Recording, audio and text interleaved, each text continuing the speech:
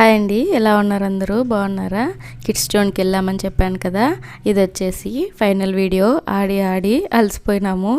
దీని తర్వాత ఇది వేరే వాళ్ళు ఆడుతూ ఉంటే ఇది ఆడాలని చెప్పి వాళ్ళ నాన్నని అడిగాడు. సరే అని చెప్పి వాళ్ళ నాన్న కార్డు ఉంది కదా, 6 పాయింట్స్ ఉంటాయి.